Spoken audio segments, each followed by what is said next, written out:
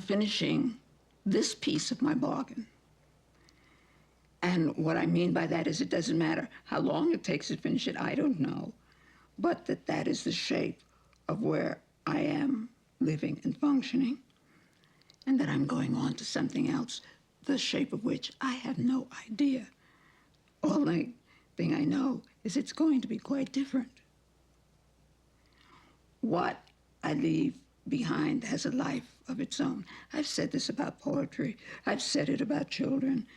Well, in a sense, I'm saying it about the very artifact of who I have been. Fear is always there, isn't it? Lurking at the edges, whispering, "You cannot." In a world that often asks us to shrink, to hide, to settle, an author's words can remind us that courage isn't the absence of fear. It's the choice to act anyway, in any circumstances. There's a moment in the film The Best Man where vulnerability meets courage. A man risks honesty in the face of rejection and reaches for the words of Audre Lorde to guide his way. I'm sorry, I don't mean to bother you. I really don't. I just thought we had a connection back there, was all. Look, baby, it just kind of goes with the job, you know? I mean, provide the fantasy, that's the business. But I keep my personal life very separate. Oh, right. Right, you have to. You have to. Please forgive me.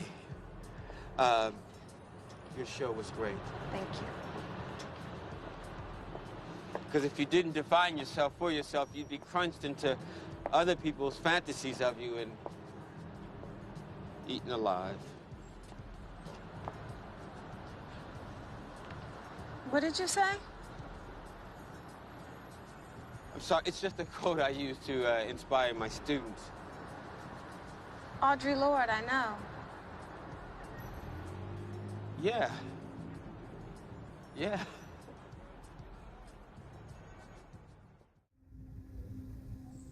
That moment, it's not just about romance. It's about risk.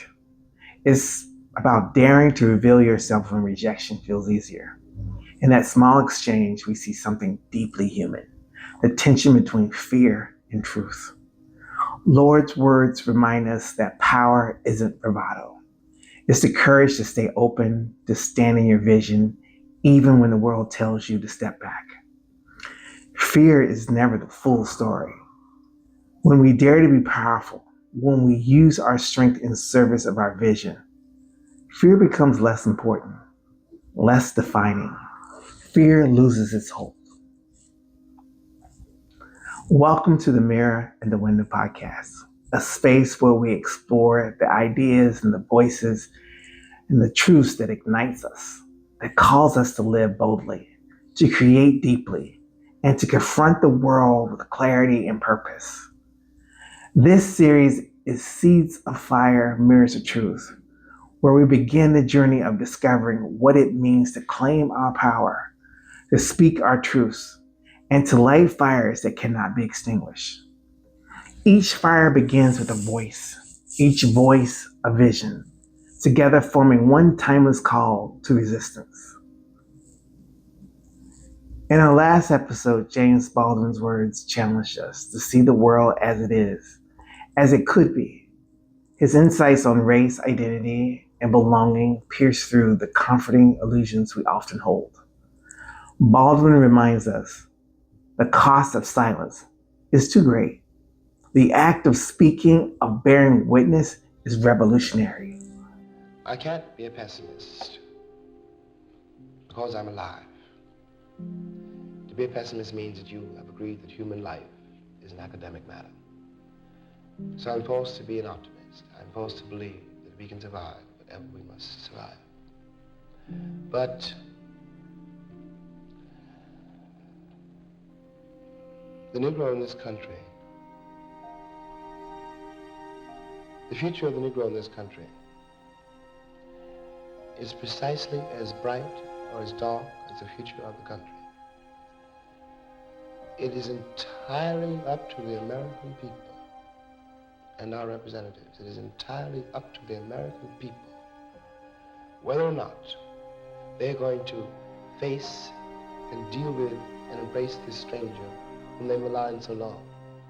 What white people have to do is try to find out in their own hearts why it was necessary to have a nigger in the first place. Because I'm not a nigger, I'm a man. But if you think I'm a nigger, it means you need it. The question you've got to ask yourself, the white population of this country has got to ask itself, North and South, because it's one country, and for a Negro, there is no difference in the North and the South. There's just a difference in the way they castrate you. But the fact of the castration is the American fact. If I'm not the nigger here, and you invented him, you, the white people, invented him, then you got to find out why. He showed us the necessity of seeing ourselves clearly, painfully, truthfully. But reflection alone is not enough. To survive, we must ignite. To resist, we must burn. So as you listen today, I invite you to consider, how is claiming oneself in all its entirety, every truth, every intersection, an act of resistance? That is where today's voice leads us. Audre Lorde confronts our fear and steps fully into our power.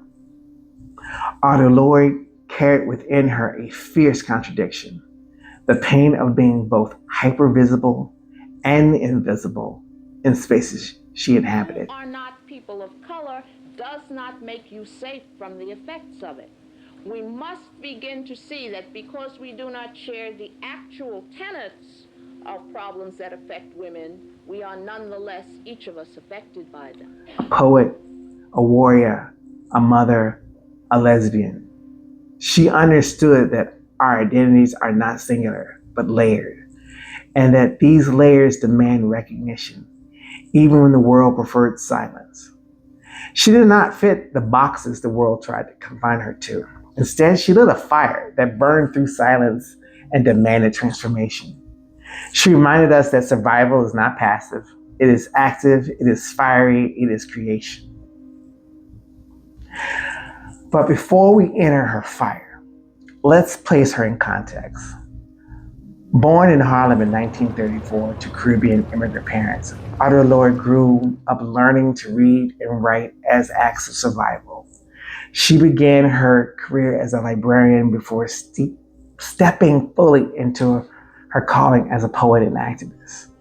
Across decades of work, she became a leading voice in Black liberation, feminist thought, and queer rights. Her life defied single labels. She insisted that wholeness, not assimilation, was a true ground of resistance. This history is not background. It is the soil from which her fire grew. Her fire was her language, blazing, searing, and healing. She spoke the truths others were too afraid to name. She burned through silence, demanding that we speak the truths that terrify us most. Your silence would not protect you. I have come to believe over and over again that what is most important to me must be spoken, made verbal and shared, even at the risk of having it bruised or misunderstood. That the speaking profits me beyond any other effect. Had I ever been afraid to question or to speak as I believed could have meant pain or death? But we all hurt in so many different ways all the time, and pain will either change or end. Death, on the other hand, is the final silence. And that might be coming quickly now, without regard for whether I had ever spoken what needed to be said, or had only betrayed myself into small silences while I planned someday to speak or waited for someone else's words. And I began to recognize a source of power within myself that comes from the knowledge that while it is most desirable not to be afraid, learning to put fear into a perspective gave me great strength.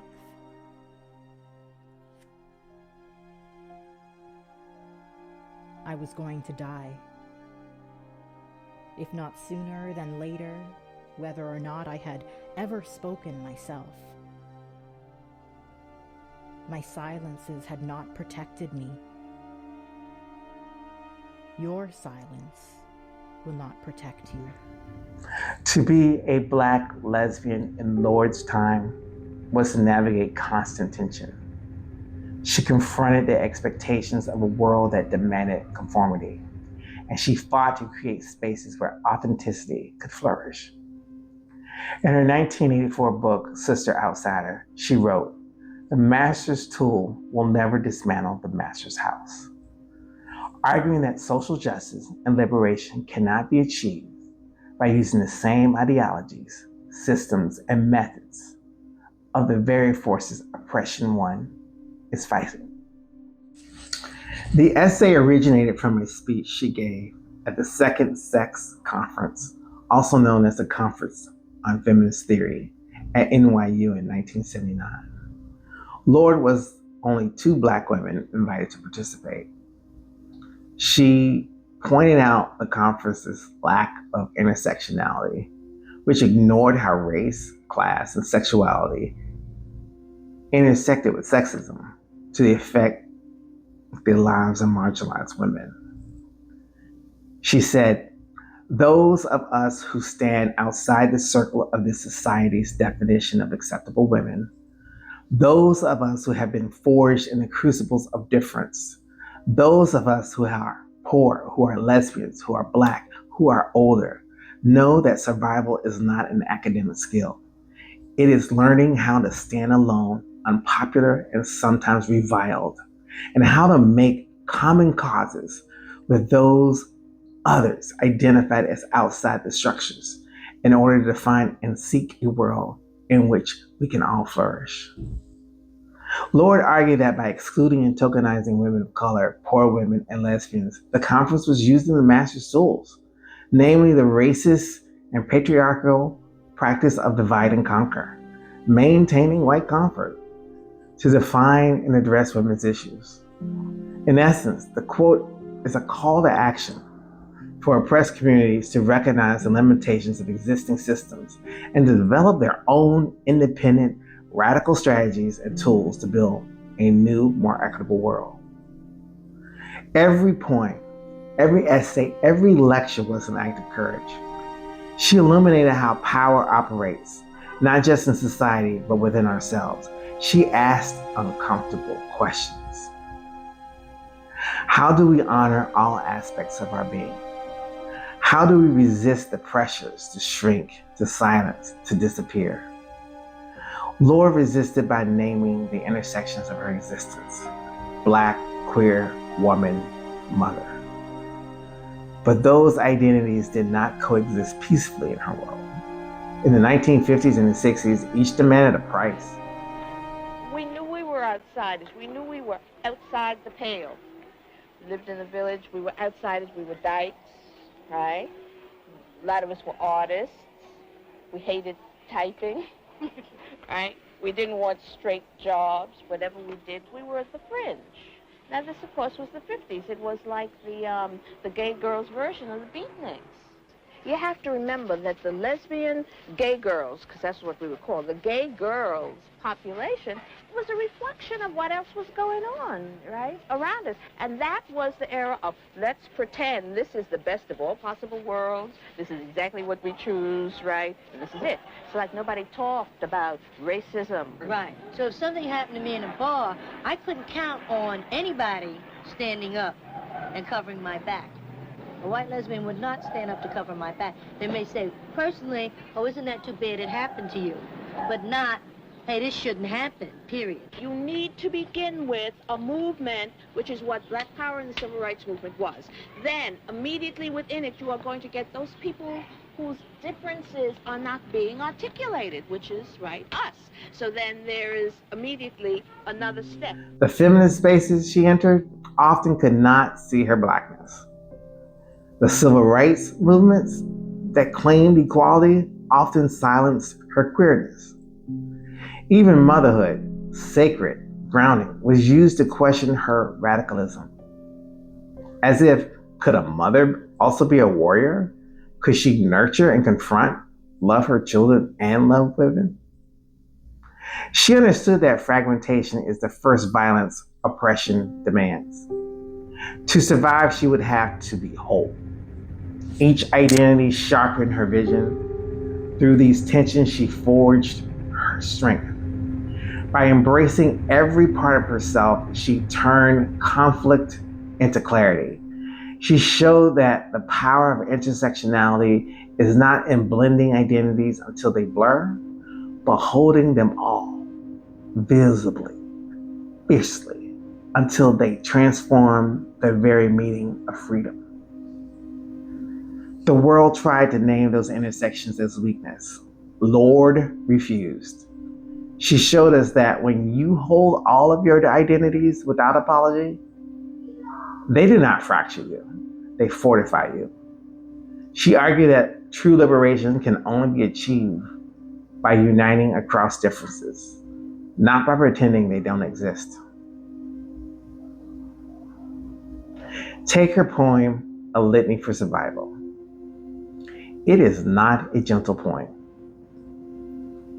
It is a reminder that those on the margins, the poor, the Black, the queer, the women, are always living at the shoreline, in danger of being swept away. Of us who cannot indulge the passing dreams of choice, who love in doorways, coming and going in the hours between dawns, looking inward and outward, at once before and after, seeking nows that can breed future. Like bread in our children's mouths, so their dreams will not reflect the deaths of ours.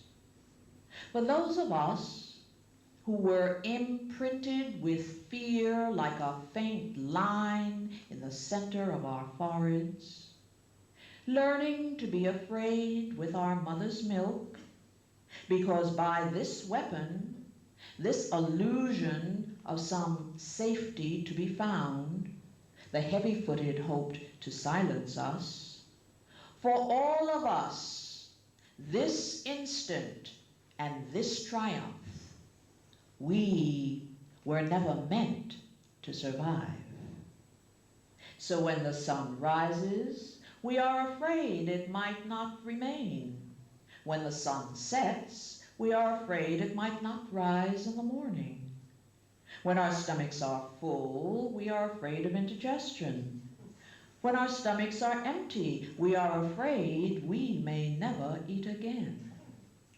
When we are loved, we are afraid love will vanish. When we are alone, we are afraid love will never return. And when we speak, we are afraid our words will not be heard nor welcomed. But when we are silent, we are still afraid.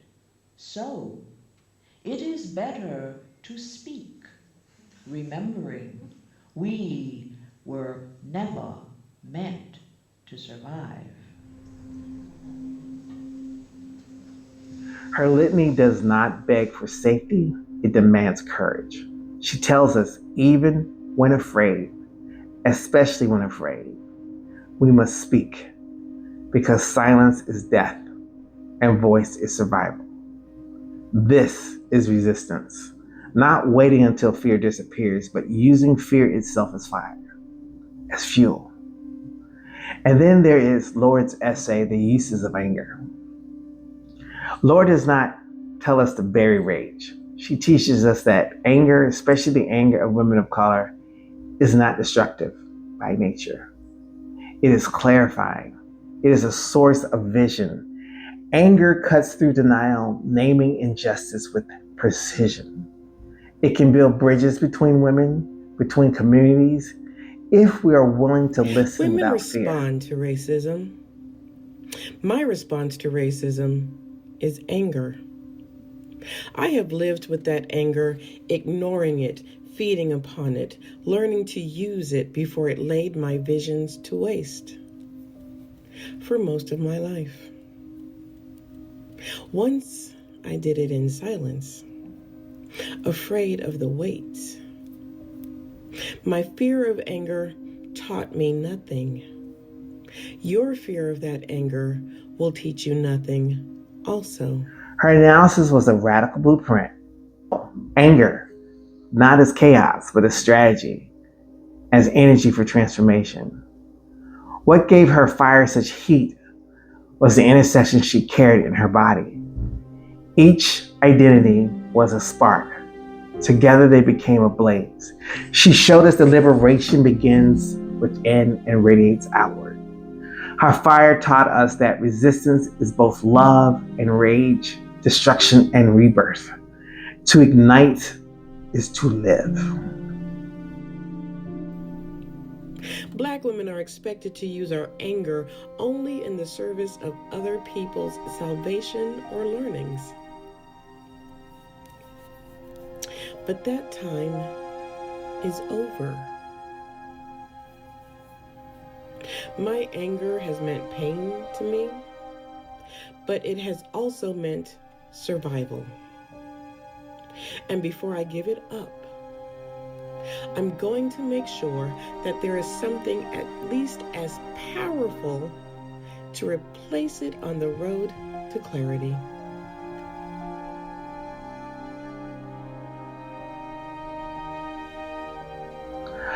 Audre Lorde's fire does not fade when the poem ends or the pages close.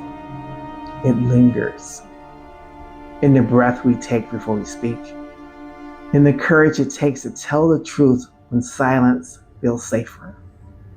Her fire reminds us that wholeness is the most radical act of all, that living fully is itself a revolution. And today, that fire still matters. In a time when truth is twisted, when voices are silenced for daring to name what is real, Lorde's fire calls us back to ourselves. She reminds us that resistance is not always loud. Sometimes it is quiet courage to keep loving, to keep showing up, to keep speaking, even when the world would rather we disappear. Her fire was never just for her time. It's a map for ours. If Lorde's work demanded we confront our present truths, it's also planted seeds for imagining what could be. This is where another visionary emerges. Octavia Butler, a visionary who asked, once the fire burns, what world might grow from its ashes? But that is another conversation. We'll pick that up later. For now, let Lorde's fire stay with you. Let it challenge the silences within you. Let it light a path toward your own becoming.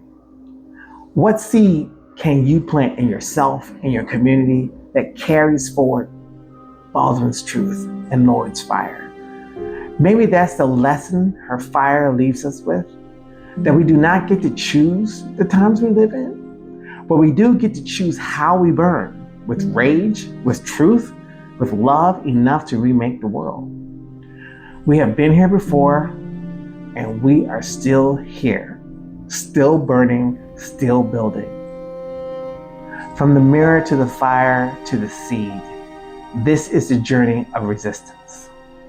And that journey continues in every word spoken, in every hand extended, in every act of courage that refuses to fade. We carry it forward, not perfectly, but persistently, because the work of becoming never truly ends. Stay open, stay grounded, and stay in conversation. I'm Gary Mobley. Thank you for listening. When you live on the edge of any structure, you have to know that survival is not theoretical. I know that as a black woman. I know that as a lesbian. Whenever you are conscious that your identity is on the edge, survival becomes very, very real. And once you live on the level of survival as a reality, you learn that you have to value and critique the particulars all the time, because at any moment anything can mean the end. And that gives you a kind of sharpness. Yes, yes, I have no question about it.